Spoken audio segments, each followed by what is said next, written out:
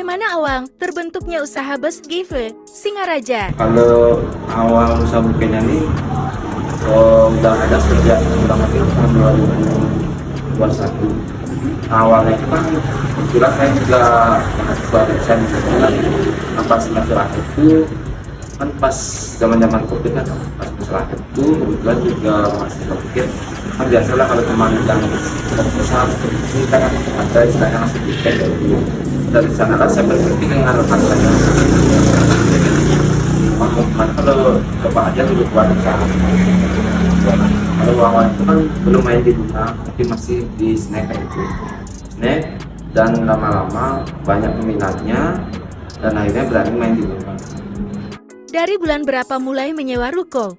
Kalau tokonya ini kan dulunya di sana, di sana sih tempatnya agak kecil kayak itu, dan pindahnya ke sini baru 1,5 tahun. Apakah di usaha ini menerapkan teori etika bisnis?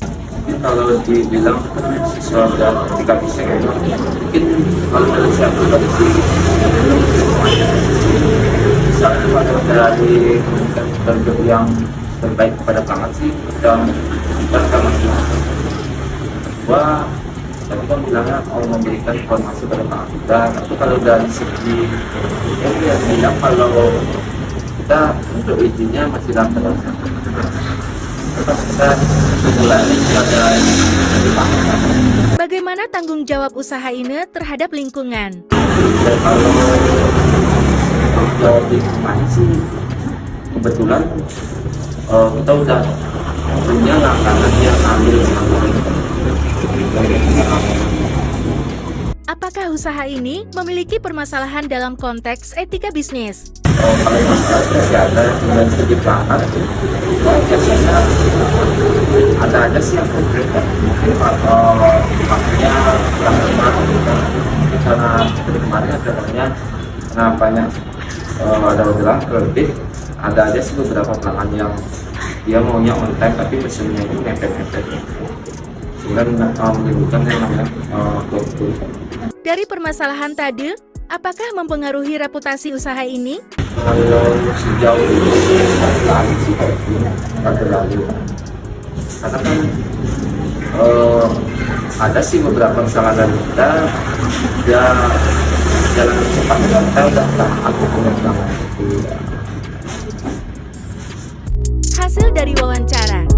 Kami baru-baru ini mewawancarai pemilik UMKM ini untuk memahami bagaimana usaha ini terbentuk dan berkembang. Usaha ini dimulai dari ide sederhana selama masa kuliah.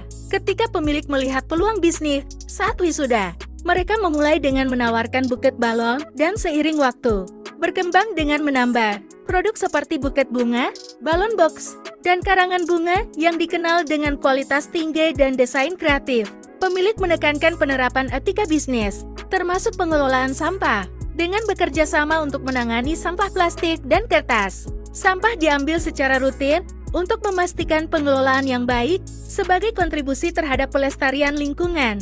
Selain itu, transparansi dalam informasi produk, proses pemesanan, dan layanan pelanggan merupakan nilai penting bagi usaha ini. Membangun kepercayaan dan mencerminkan komitmen terhadap praktik bisnis etis dan profesional. UMKM ini fokus pada produk berkualitas tinggi dan etika bisnis, berkontribusi positif pada masyarakat dan lingkungan. Rekomendasi dan solusi dari permasalahan perusahaan. Untuk mengatasi masalah keterlambatan pengiriman selama periode sibuk, perusahaan mengambil beberapa langkah strategis. Pertama, meningkatkan sistem perencanaan dan manajemen pesanan dengan teknologi canggih untuk memantau dan mengatur alur kerja secara real-time. Kedua, meningkatkan komunikasi dengan pelanggan dengan memberikan informasi yang jelas dan tepat waktu mengenai status pesanan dan potensi keterlambatan, serta menawarkan solusi alternatif seperti pengiriman ekspres atau diskon. Ketiga, memperbaiki pengelolaan dan penanganan komplain dengan melatih tim layanan pelanggan untuk menangani komplain secara efektif dan empatik. Keempat, mengoptimalkan proses internal melalui evaluasi dan penyempurnaan alur produksi dan pengiriman, serta mengintegrasikan teknologi otomasi untuk meningkatkan efisiensi. Dengan langkah-langkah ini, Perusahaan siap menghadapi periode sibuk, mengurangi keterlambatan, dan meningkatkan kepuasan pelanggan. Sekian hasil wawancara dan observasi saya, terima kasih.